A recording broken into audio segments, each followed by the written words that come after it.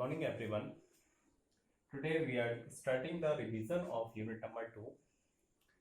There are most important topic in lesson number 1, equation of motion. There are 4 equation of motion.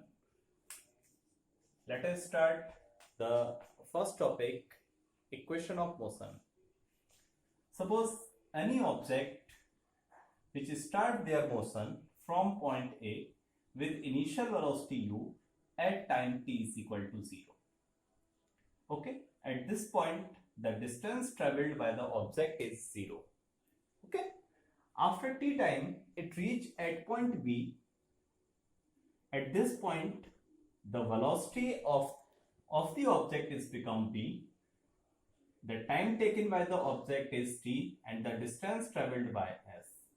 During this motion the object, or you can say the body, is accelerate with a uniform acceleration a. Okay, here we will derive the equation of motion with the help of calculus method.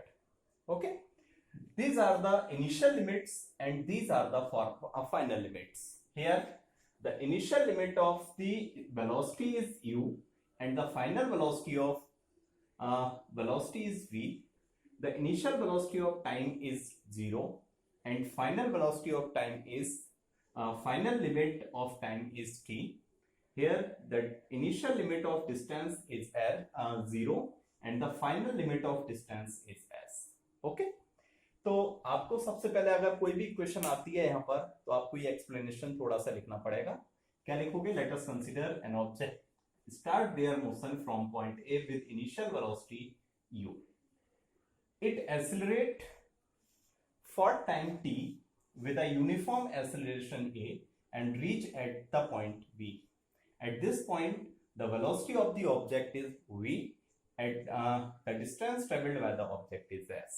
Okay, let us start the equation number 1 with the help of calculus method.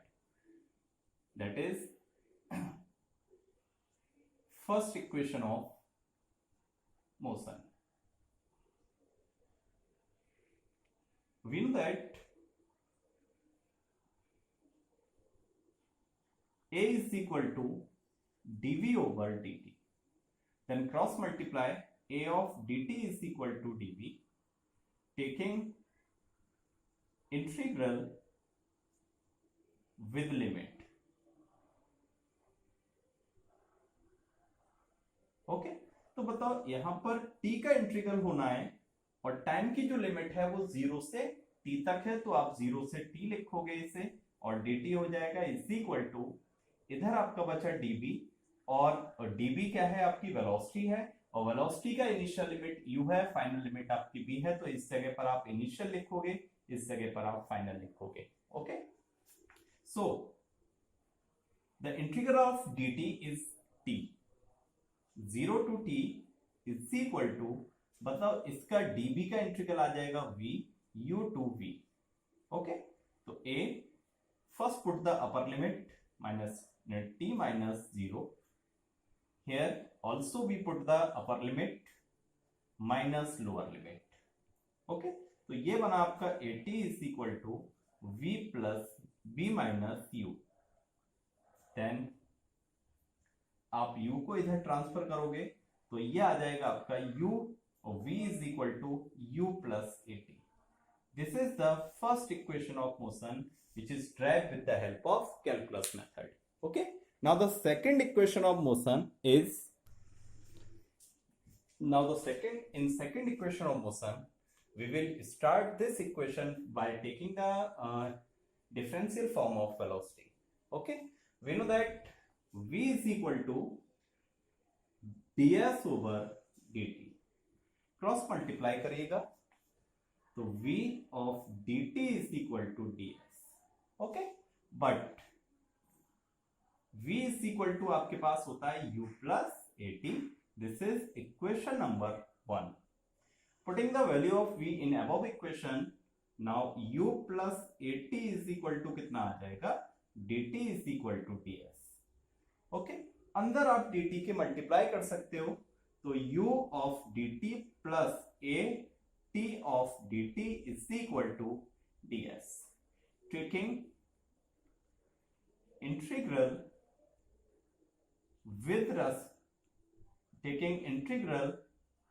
With limit. Okay, तो बताओ इधर आपका क्या है, देखो जो integral perform होना है डी के साथ क्या प्रेजेंट है, टाइम प्रेजेंट है, तो इधर आप टाइम के विद रिस्पेक्ट इंटीग्रल परफॉर्म करोगे, इधर डी के साथ क्या प्रेजेंट है, एस प्रेजेंट है, दैट इज इस साइड आपका जो डिफरेंशिएशन परफॉर्म होगा, जो इंटीग्रल परफॉर्म होगा सॉरी, वो आपका डिस्टेंस के विद रिस्पेक्ट होगा। तो इस तरफ देखो, यहाँ पर जो टाइम की लिमिट आपकी वेरी कर रही है वो 0 से t तक वेरी कर रही है। Okay, the limit of the time is 0 to t and the limit of the distance is 0 to s. Okay, now the taking integral u, integral का साइन, इनिशियल लिमिट 0 है, फाइनल लिमिट आपकी t है, तो ये हो जाएगा 0 to t dt plus a को बाहर कर दो क्योंकि हमें इंटीग्रल परफॉर्म करना है t के with respect t of dt, 0 to t is equal to integral 0 to s of ds। Okay, तो यहां पर आपको देखो दो फॉर्मूले बहुत अच्छे से याद रख लेने हैं कि इंटीग्रल ऑफ dt ये आपका t आ रहा है, या फिर इस जगह पर सपोज इंटीग्रल ऑफ ds होता है तो आपका ऐसे मान के चलो कि d को रिमूव कर देगा इंटीग्रल। ओके, तो ds का क्या आ जाएगा, s आ जाएगा, और अगर db होता है तो आपका b आ जाएगा। ओके, सेकंड आपका जो यहां पर इंटीग्रल का फॉर्मूला अप्लाई करोगे वो x की power n dx is equal to x की power n plus 1 upon n plus 1 है। यहां पर देखो ये एक जनरल इक्वेशन है। ओके, इंटीग्रल का एक जनरल फॉर्मूला है कि जो भी पावर है अगर आपका t के साथ कुछ मान लिया कुछ और प्रेजेंट है, जैसे कि इस इक्वेशन में dt के साथ में t प्रेजेंट है, तो उस केस में हम क्या करेंगे, तो उस केस में आप इस इक्वेशन को अप्लाई करोगे तो देखो अगर पावर आपकी n है तो उसमें 1 इंक्रीज हो जाएगा और सेम से डिवाइड हो जाएगा, जैसे कि इधर आपका पावर कितना है 1 है। ओके, तो बताओ इसमें 1 का इंक्रीमेंट आएगा और सेम नंबर से आप डिवाइड कर दोगे, तो बताओ ये आ जाएगा u और dt का इंटीग्रल बनेगा t 0 to t plus a, और बताओ पावर 1 है तो 1 प्लस 1 होगा इस रिलेशन से, देखो n प्लस 1, तो 1 का इंक्रीमेंट आएगा that is t square by 2, 0 to t is equal to s, 0 to s। Okay, अब अपना लिमिट अप्लाई करिएगा, लिमिट जब आप अप्लाई करोगे तो देखो ये आएगा u, first put the upper limit, minus का sign lower limit, plus half a, t को रिप्लेस करोगे अपर लिमिट से that is t square minus 0 का square is equal to first put the upper limit that is s minus 0। Okay, तो ये बताओ आपकी equation क्या बन गई, यहां से ut आ गया plus half at square is equal to s, this is the second equation of motion. Okay, now in third equation of motion, in third equation of motion we will start the relation by a differential equation of a acceleration. Okay, suppose we know that the differential equation of acceleration is a is equal to dB over dt. Okay, now multiply this equation by ds and divide by ds. Okay, यहाँ पे क्या करा हमने, ds से multiply करा और ds से divide करा, then change the denominator. Okay, दोनों के डिनोमिनेटर्स क्या कर दिया, आपस में एक्सचेंज कर दिए, तो a इज इक्वल टू बताओ कितना आ जाएगा, db over ds multiply with, बताओ ये इधर आएगा तो ये बन जाएगा ds over dt, but ds over dt is equal to आपका हो जाएगा v, that is the velocity.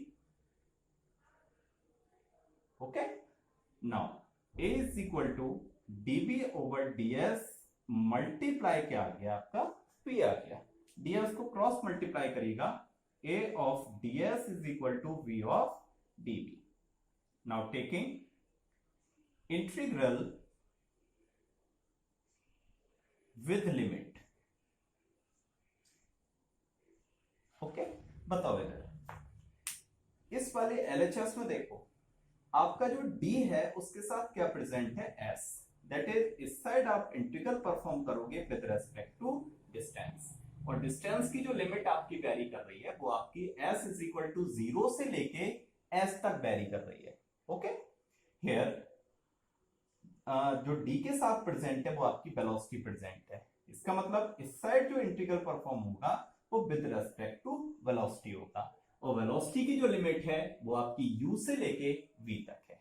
Okay, now put the integral, put the limit 0 to s of ds is equal to integral u to v of dv, v of dv। Okay, अब देखो जरा ds का integral इस फॉर्मूले के according देखो, अगर d के साथ कुछ और भी प्रेजेंट है तो आप ऐसे मानकर चलो d से इंटीग्रल कैंसिल हुआ, सिर्फ क्या रह जाएगा, s रह जाएगा। ओके, ds का इंटीग्रल क्या आएगा, s आएगा, तो ये बनेगा आपका a, इधर s 0 to s is equal to, मतलब ये कितना आएगा, सेम फॉर्मूला पे अप्लाई करोगे, देखो dv के साथ v प्रेजेंट है तो आप इस फॉर्मूले पे आ जाओ।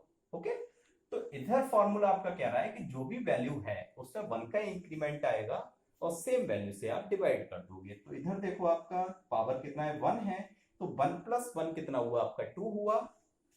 तो देखते हैं, ये बना आपका v square by 2 u to v।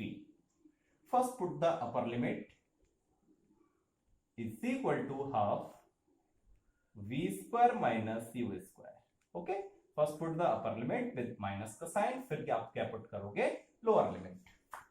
तो बताओ ये बना as is equal to half v square minus u square, cross multiply 2as is equal to v square minus u square, u square को इस साइड लेके जाओगे तो ये बन जाएगा v square is equal to u square plus 2as। This is the third equation of motion. Okay, now the last we will discuss about the special equation of motion. Okay, now let us start the last special equation of motion. Suppose any object that start their motion from point A, from point O,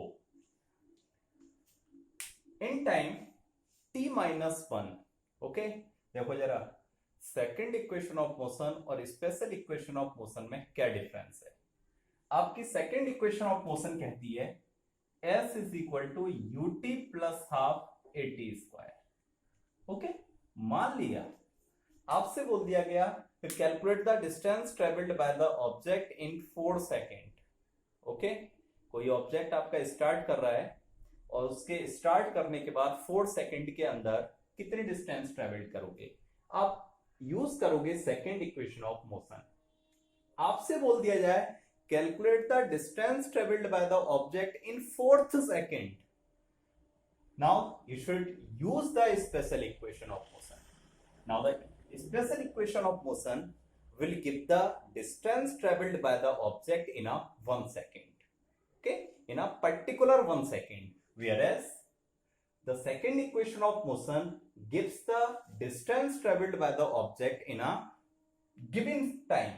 okay, मान लिया 5 second है तो 5 second का जब distance travelled निकालोगे उस condition पे आप second equation of motion use करोगे और सिर्फ एक पर्टिकुलर सेकंड की बात करोगे, जैसे कि 5th सेकंड, तो उसके लिए आप special equation of motion use करोगे। ओके, तो यहां पर देखते हैं, मान लिया टाइम आपका कितना है, यहां पर t माइनस 1 है और इसने ये डिस्टेंस ट्रेवल कर ली, मान लेते हैं s1।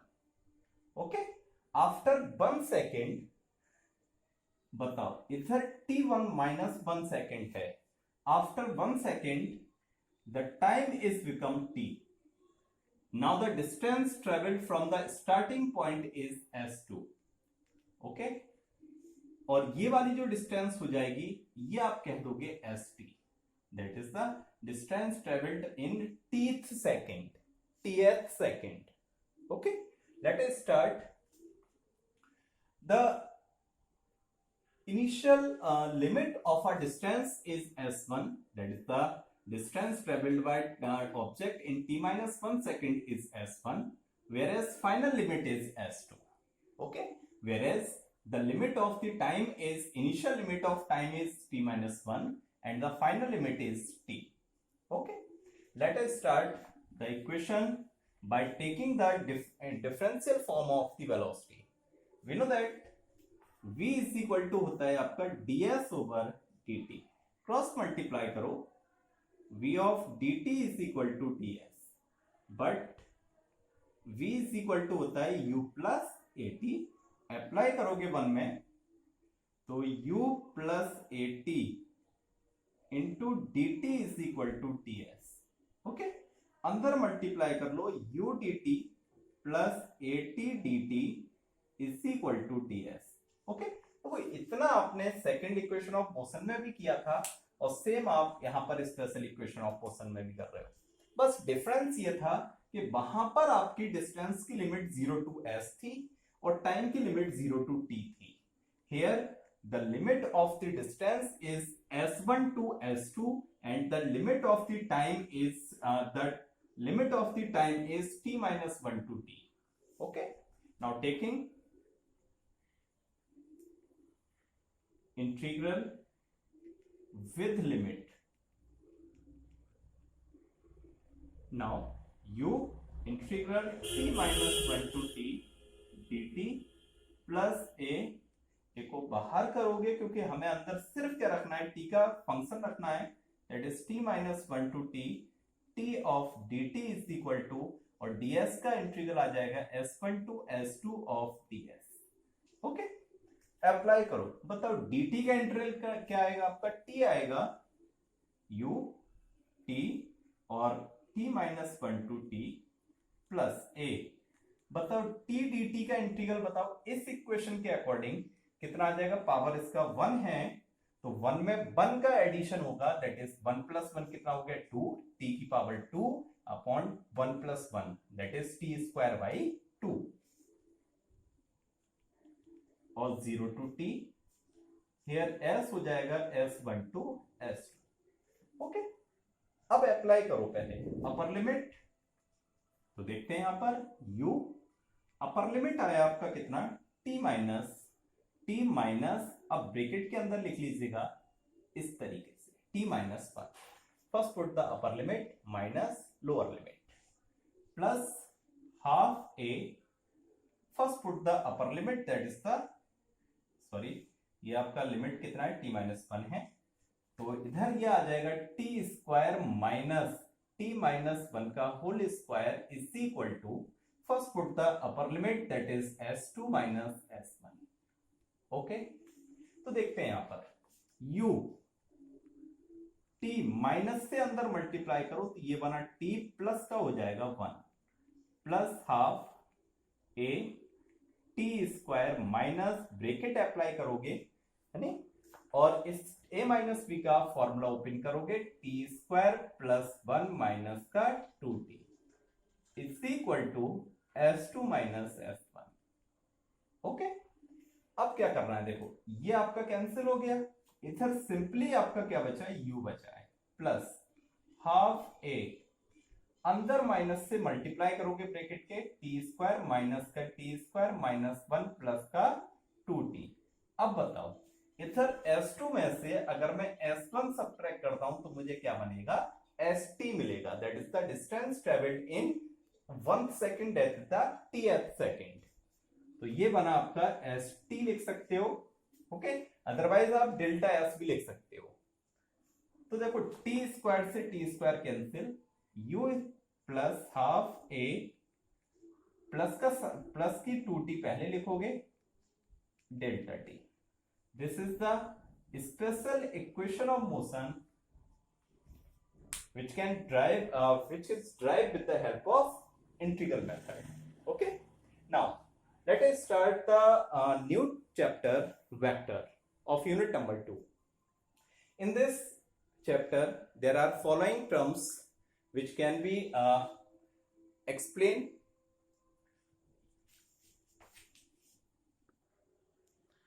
Let us start the lesson number 2 of unit number 2, motion in a plane. In this the first topic is a vector quantity and a scalar quantity.